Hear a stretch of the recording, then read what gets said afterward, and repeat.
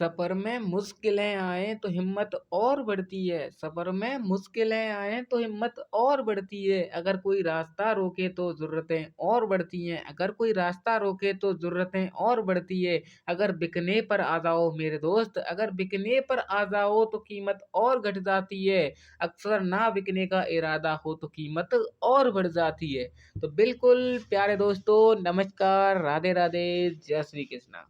तो I hope आप सभी को पता होगा, आप सभी कुशल मंगल होंगे। अगर आप कुशल मंगल हैं तो मुझे कमेंट करके ज़रूर बताएं, क्योंकि आपको मेरी आपकी चिंता मुझे हमेशा रहती है। इसीलिए मैं आपके लिए लेके आया हूँ पर्यावरण अध्ययन, बेहतरीन सब्जेक्ट के साथ।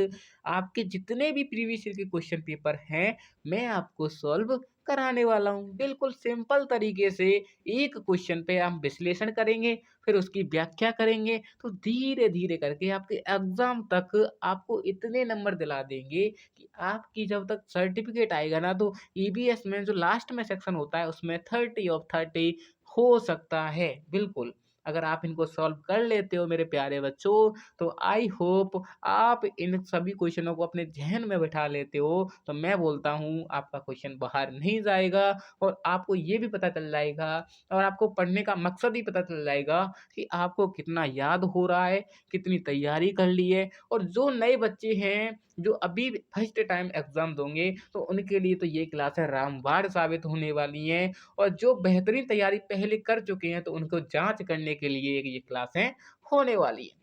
बिल्कुल, अपना आगाज शुरू करते हैं, क्योंकि समय कम है, समय की चिंता हमेशा रहती है और रहनी भी चाहिए। तो इम्पोर्टेंट सवालों के जो भी पीडीएफ होते हैं, जो भी नोट्स होते हैं, हम अपने टेलीग्राम चैनल पर प्रोवाइड कराते हैं। तो टेलीग्राम चैनल ज्वाइन कर लेना, बिल्कुल पुनीत सर राजस्थान वाले। ठीक है, तो आप सपोर्ट करोगे। अगर आप इस वीडियो पे टैप करते हो, तो मैं आपसे यही रिक्वेस्ट करूंगा कि इस वीडियो को एक बार पूरा लेके देखें। बिल्कुल, अगर आपको समझ में ना आए ना, तो मुझ इस वीडियो को डिसलाइक करके आप मुझे मेरे लिए कमेंट कर देना कि आप बेकार पढ़ाते हो, बेकार समझाते हो, ठीक है? अगर आपको थोड़ी-सी मेहनत लगती है, तो प्यारा-सा कमेंट मेरे लिए कर सकते हो, ठीक है? तो बिल्कुल टाइम गँवाए शुरू करते हैं जी। आपका फर्स्ट क्वेश्चन है आपकी स्क्रीन पर। जी, 121वां क्वेश्चन है, जैसा कि आपके क्वेश्चन पेपर में आता है, विश्व में कांगसुंग की तरफ से माउंट एवरेस्ट पर सफलतापूर्वक चढ़ने वाली प्रथम महिला कौन थी? ठीक है, आपके ऑप्शंस हैं वसेंद्री पाल, संतोष यादव, प्रेमलता अग्रवाल या अरुणिमा सिन्हा। बिल्कुल प्यारे मित्रों, ये 2021 का क्वेश्चन पेपर रहने वाला है, जिसको बेहतरीन तरीके से सॉल्व कराने वाला हूँ। तो इसका राइट आंसर तो हो जाएगा ऑप्शन बी, संतोष यादव थी, जो विश्व में कांगसुंग की तरफ से जो माउंट एवरेस्ट पर्वत है वहां से सफलतापूर्वक चढ़ने वाली प्रथम महिला थी। तो ठीक है, इनके बारे में थोड़ी सी जानकारी मैं आपको दूं, तो इम्पोर्टेंट जानकारी, अगर क्वेश्चन आता है संतोष यादव जी से, तो इससे बाहर नहीं आएगा। विश्व में कांगसुंग की तरफ से माउंट एवरेस्ट पर सफलतापूर्वक चढ़ने वाली प्रथम महिला संतोष यादव हैं। यह भारत की ये पर्वतारोही हैं। संतोष यादव एवरेस्ट पर 2 बार चढ़ने वाली विश्व की प्रथम महिला हैं।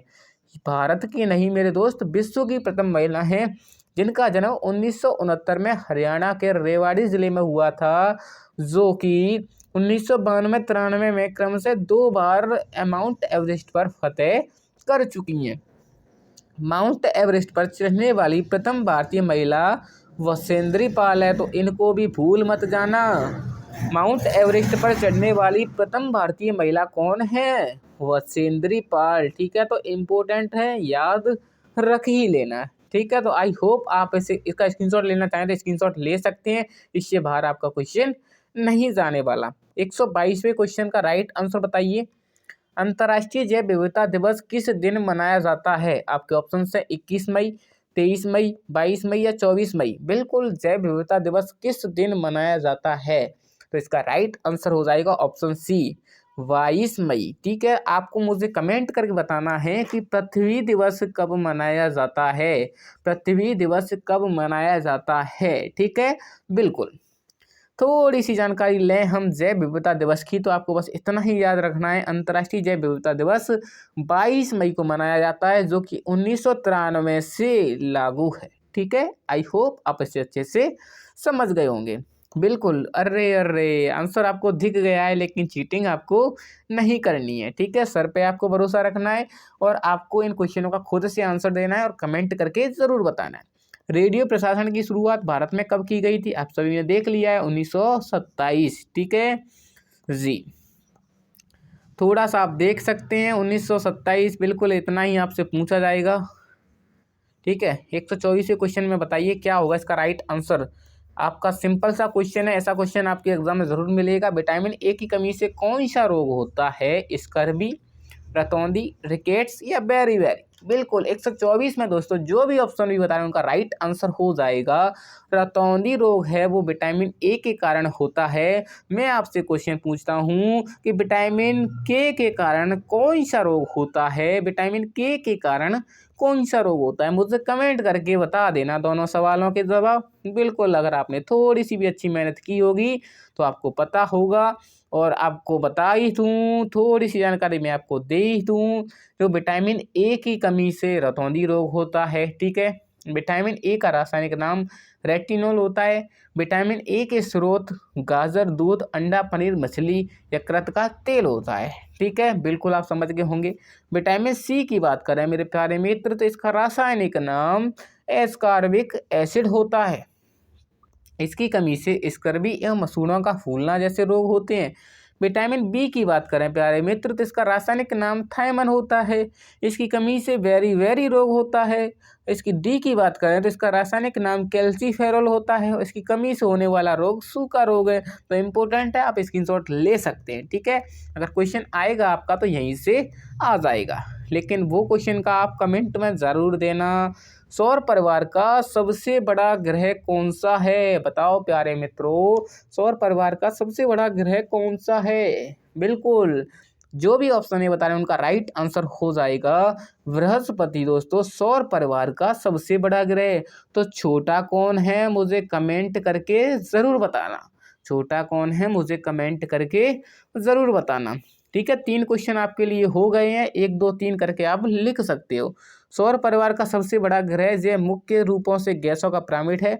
बृहस्पति, शनि, अरुण, वरुण के साथ एक गैसीय ग्रह के वर्गीकृत किया जाता है। इसे रात्रि में नंगी आंखों से देखा जा सकता है। इसे पीला ग्रह भी कहा जाता है, ठीक है। तो इम्पोर्टेंट है, याद रख लेना। आपसे पूछा जा सकता है पीला ग्रह किसे कहते हैं जी। इतनी जितनी इंपॉर्टेंट चीज़ आपके लिए रहेगी मैं उतना ही आपको बताऊंगा, ठीक है।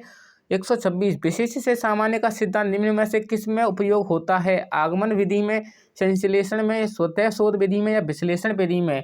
तो 126 का जो राइट आंसर है दोस्तों ऑप्शन ए हो जाएगा।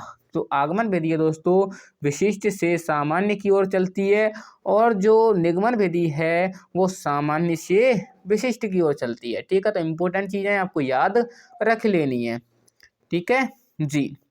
अगला क्वेश्चन 127वां रानीखेत, इंपॉर्टेंट क्वेश्चन रहने वाला है। जो रानीखेत रोग है मेरे प्यारे मित्र जी, 1 मिनट रुको, बताइए जो रानीखेत रोग है वो किससे संबंधित है? मछलियों से, मधुमक्खियों से, मुर्गियों से या सूअर से? बताइए किससे संबंधित है रानीखेत? बिल्कुल बिल्कुल जो भी ऑप्शन भी बता रहे हैं उनका राइट आंसर हो जाएगा। रानीखेत रोग दोस्तों किससे संबंधित है? मधुमक्खियों से संबंधित है, ठीक है। बिल्कुल बिल्कुल बिल्कुल बिल्कुल यही तो नहीं बस बताना था आपको, क्योंकि मधुमक्खियों से नहीं है मेरे प्यारे मित्र, मुर्गियों से है। अगर आपने थोड़ी भी पशु परिचर की तैयारी की होगी तो वो लोग हंस रहे होंगे कि इसका राइट आंसर ऑप्शन सी हो जाएगा जी। आगे बढ़ते हैं, अगला क्वेश्चन आपकी स्क्रीन पर देखिए। रानीखेत रोग मुर्गियों से संबंधित है, यह विषाणुजन्य रोग है। यह रोग सर्वप्रथम उत्तराखंड के, इंपोर्टेंट है, उत्तराखंड के रानीखेत में देखा गया था, इसलिए रानीखेत इसका नाम रख दिया गया। इस रोग में ग्रसित मुर्गियों का आहार लेना कम कर देती है। इन्हें हरे पानी या पीले पानी अथवा चूने के समान दस्त होने लगते हैं। सूअर से स्वाइन फ्लू नामक बीमारी होती है, इसे H1N1 फ्लू कहते हैं। H1N1 फ्लू के नाम से जाना जाता है किसे? स्वाइन फ्लू को। तो इम्पोर्टेंट है, आप याद रख लेना। क्या पता पहले रानीखेत पूछा गया था तो अब स्वाइन फ्लू भी पूछ सकता है, ठीक है जी। 128वें क्वेश्चन का राइट आंसर बताइए। पर्यावरण के जैविक घटक हैं पौधे, पहाड़, मैदान या नदियाँ? पर्यावरण के जैविक घटक पूछा है, ठीक है। तो 128 का क्या हो जाएगा, बिल्कुल पौधे हो जाएंगे, क्योंकि पहाड़ जैविक घटक नहीं है, मैदान भी नहीं है, नदियां भी नहीं है, लेकिन पौधे जैविक घटक होते हैं, ठीक है, बिल्कुल। आई होप आप इसे अच्छे से समझ गए होंगे जी। इतना इम्पोर्टेंट नहीं है कुछ डिस्क्रिप्शन इसके बारे में। 129 वनोन्मूलन का दुष्परिणाम बताना है आपको। मृदा अपरदन में वृद्धि, मृदा अपरदन में कमी, वन्य जीव जंतुओं की संख्या में वृद्धि या वर्षा में वृद्धि। बताइए क्या होगा इसका राइट आंसर। जो वनोन्मूलन का दुष्परिणाम क्या हो सकता है, मृदा अपरदन में वृद्धि, ठीक है, बिल्कुल। आगे बढ़ते हैं जी। बढ़ने से पहले आप देख लो वनोन्मूलन के कुछ दुष्परिणाम जो आपके एग्जाम में शायद पूछे जा सकें।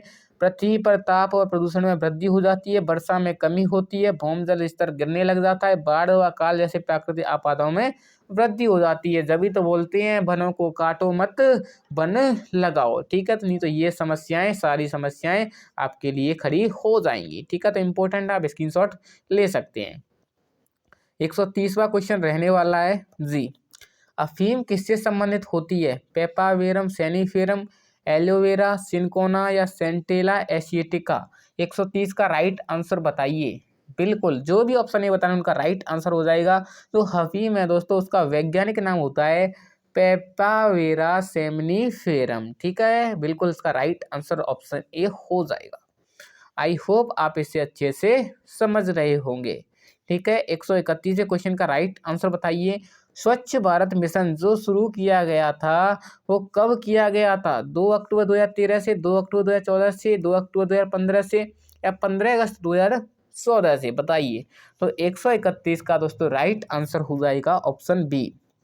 2 अक्टूबर 2014 का दिन था, अपने पीएम नरेंद्र मोदी के द्वारा स्वच्छ भारत मिशन की शुरुआत की गई थी, ठीक है, बिल्कुल बिल्कुल जी। अगला क्वेश्चन जी, आपकी स्क्रीन पर बताइए क्या होगा इसका राइट आंसर। पूरा क्वेश्चन आपको दिखा देता हूं एक बार जी। बहुत बड़ा क्वेश्चन आया था आपका जी। बताइए क्या होगा इसका राइट आंसर। आपको मिलाना है मलेरिया, एमोविरियस, क्षय रोग या हैजा, बिल्कुल आपको मिलाना है जी। तो टीबी रोग होती है, उसका जो बैक्टीरिया होता है वो ट्यूबरक्लोसिस होता है, ठीक है। हैजा का आपका विब्रियो कोलोरी होता है, ठीक है। मलेरिया का आपका प्लाज्मोडियम होता है और अमीबिशिया का एम्फीमीबा हिस्टाइलिका होता है, ठीक है। तो बिल्कुल फर्स्ट में क्या है, सी, ठीक है। सेकंड में क्या है आपके, ए, ठीक है। अगर ऐसा कोई ऑप्शन मिल रहा है क्या, हाँ मिल तो रहा है, बिल्कुल, तो गलती नहीं कर रहे हैं हम। थर्ड में आपका बी, ठीक है। तो CAB, CAB। फोर्थ ऑप्शन आप देख पा रहे होंगे उसमें CAB दे रखा है, ठीक है। तो आप समझ गए होंगे जी। इसको थोड़ा सा जूम कर देता हूँ, आप इसका स्क्रीनशॉट लेना चाहें तो ले सकते हैं, इंपॉर्टेंट रहने वाले हैं, का क्या पता इनमें से पूछ लिया जाए। मलेरिया, प्लाज्मोडियम, अमीबियासिस, एंट अमीबा हिस्टोलिका, क्षय रोग जो टीबी होता है वो माइक्रोबैक्टीरियम ट्यूबरक्लोसिस, हैजा के लिए विब्रियो कोलोरी जीवाणु होते हैं, ठीक है। तो आपको याद रख लेने हैं जी। अगला क्वेश्चन आपकी स्क्रीन पे बताइए क्या होगा इसका राइट आंसर। बर्फ से बना गया घर क्या कहलाता है, इंपॉर्टेंट रहने वाला है। इग्लू, रैन बसेरा, हर्तगृह या बसेरा। 133 का जो राइट आंसर है वो हो जाएगा इग्लू। जो बर्फ के घर होते हैं मेरे प्यारे मित्र उसे इग्लू कहा जाता है, ठीक है, बिल्कुल जी। अगला क्वेश्चन आपकी स्क्रीन पर, उससे पहले मैं आपको बता दूं थोड़ी सी जानकारी। रैन बसेरा रात में रुकने का स्थान होता है बसेरा, जहाँ जीव निवास करते हैं उसे बसेरा कहते हैं, और रैन बसेरा रात में रुकने के लिए होता है। और आप तो बता ही दिया है कि ठंडे घर या बर्फीले घर को क्या कहते हैं, इग्लू कहते हैं, ठीक है। तो इम्पोर्टेंट सभी चीज़ें याद रख लेना। राजस्थान का जिला जो राज्य के अधिकतम जिलों के साथ अपनी सीमा साझा करता है, ये थोड़ा चेंज हो चुका है, लेकिन फिर भी आपको अगर याद रख ही लेना है तो 134 का जो राइट आंसर है वो नागौर हो जाएगा, जो कि 8 जिलों से सीमा बनाता है, ठीक है, बिल्कुल।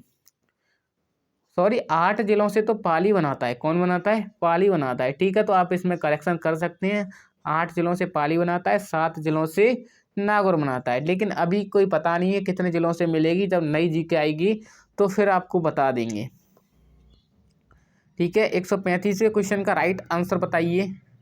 कपड़ों का समूह बिना सिले पहना जाता है, यानी आपको बताना है कि ऐसा कपड़ों का कौन सा समूह है जो बिना सिले पहना जाता है। साड़ी, कमीज और टोपी, पगड़ी, साड़ी और कुर्ता, टी शर्ट, लुंगी, टोपी, धोती, साड़ी और पगड़ी। बिल्कुल 135 में क्या होगा, बिल्कुल आप सभी को पता है कि धोती और साड़ी और पगड़ी तीनों ऐसी चीजें हैं जो बिना सिले पहनी जाती हैं।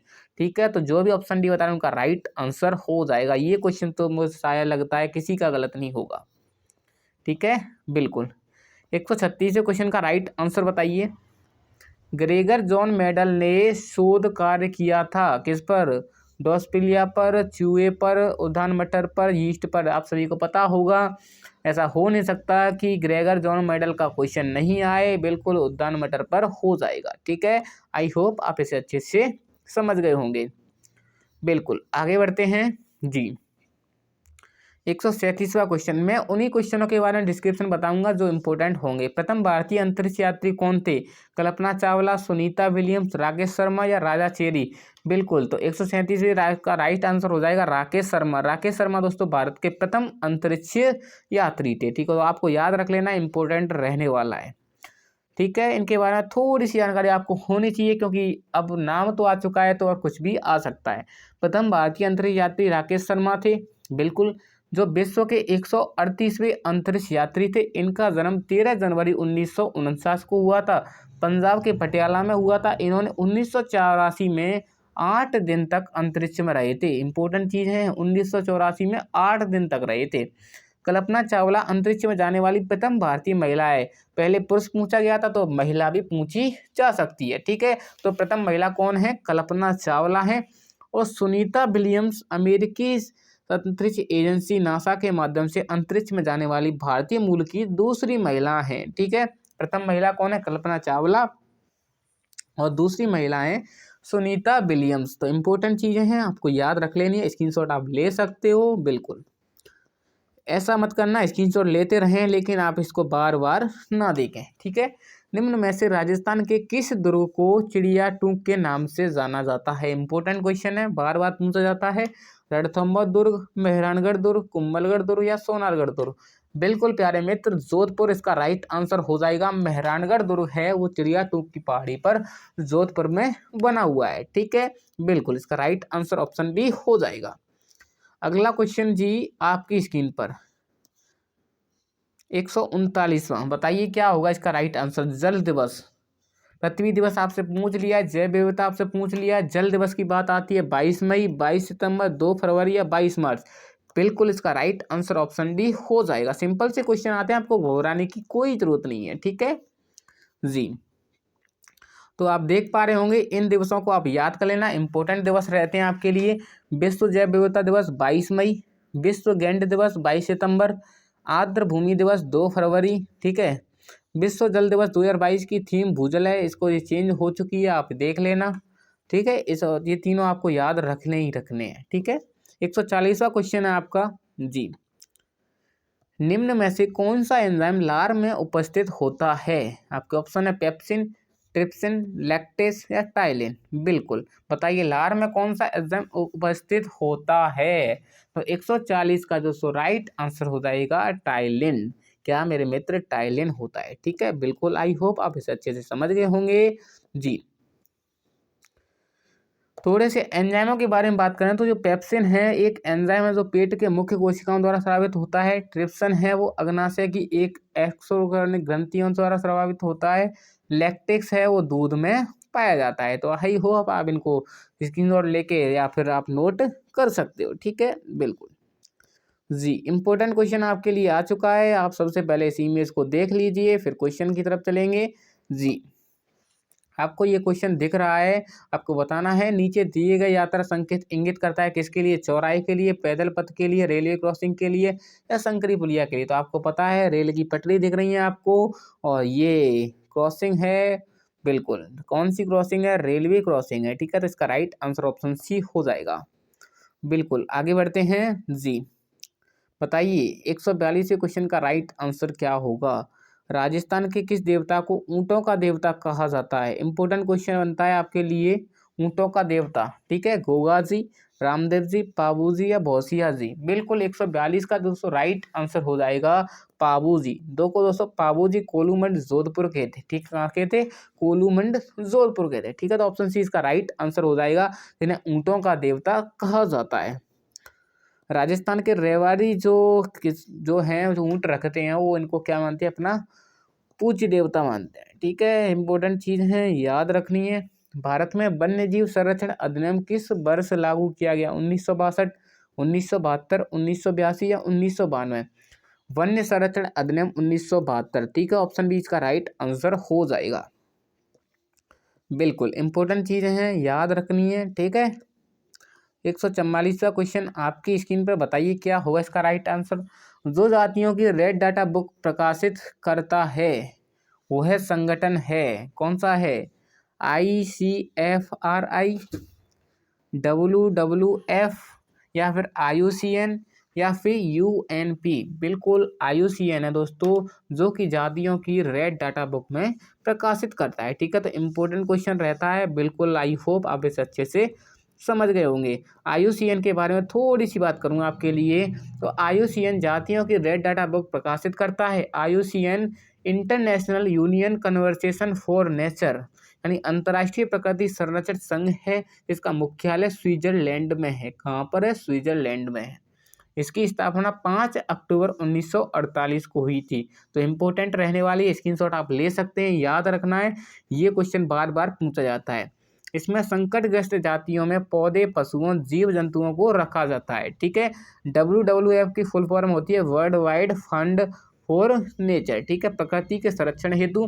UNEP जलवायु परिवर्तन से संबंधित एक मुख्यालय है, जो कि नैरोबी में स्थित है, ठीक है। तो आई होप आप इसे अच्छे से समझ गए होंगे, तो आप स्क्रीनशॉट ले सकते हैं जी। 145वां क्वेश्चन है, जैव विविधता शब्द किसने दिया था? आपके ऑप्शन हैं AG टेंसेल, E व्हीकल, RS हैविकेटर या WG रोजन।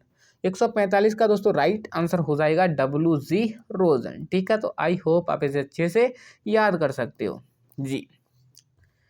इसके बारे में कुछ याद रखने की जरूरत नहीं है, आप इन क्वेश्चनों को एक बार देख लेना। बिल्कुल सिंपल से क्वेश्चन आते हैं आपके एग्जाम में। निम्न में से उस त्योहार को चुनिए जो श्रावण की पूर्णिमा को मनाया जाता है। आप सभी को पता होगा श्रावण की पूर्णिमा को क्या मनाया जाता है। 146 में क्या हो जाएगा? बिल्कुल रक्षाबंधन, ठीक है। तो समझ गए होंगे, अब इसमें बताने की क्या जरूरत है, ठीक है। सीतावाड़ी का मेला कब लगता है? बताइए, जहाँ लगता है, कहाँ लगता है सीतावाड़ी? बिल्कुल बताइए कहाँ लगता है सीतावाड़ी। आप मुझे कमेंट करके बताना कि सीतावाड़ी मेला कहाँ पर लगता है, ठीक है। वैसे तो आप अभी को आपको पता ही चल गया होगा, ऑप्शन सी देख लेना आप, ठीक है। सीतावाड़ी साहवा तहसील के अंतर्गत आता है, जो केलवाड़ा बारा में लगता है, ठीक है। तो आप देख लेना जी। अगला क्वेश्चन 148वां, राजस्थान का राज्य वृक्ष है खेजड़ी, नीम, पीपल या अमलतास? बिल्कुल, तो बताइए राजस्थान का राज्य वृक्ष है जी खेजड़ी। सिंपल से क्वेश्चन आते हैं, एक नज़र में देखने वाले क्वेश्चन आते हैं। आप थोड़ी सी मेहनत कर लोगे तो आपको याद रख लेना है बस। 31 अक्टूबर 1983 को राजस्थान का राज्य वृक्ष घोषित किया गया था, और इसके बारे में कुछ इंपॉर्टेंट नहीं रहने वाला है, ठीक है जी। 149 आपके स्तर के लिए यही जो मैं बता रहा हूँ वही इंपॉर्टेंट चीज रहने वाली है। निम्नलिखित में कौन सा एंजाइम अग्नाशय द्वारा प्रभावित नहीं होता है? रेनिन, लाइपेज, ट्रिप्सन या एमाइलेज? बिल्कुल 149 का जो राइट आंसर ऑप्शन ए हो जाएगा, क्योंकि जो अग्नाशय होता है दोस्तों लाइपेज, ट्रिप्सन और एमाइलेज, LAT लात किस में मारता है? पेट में मारता है, ठीक है। तो इसकी ट्रिक क्या है? लात मारता है पेट में, ठीक है। तो बिल्कुल इसका राइट आंसर हो जाएगा रेनिन।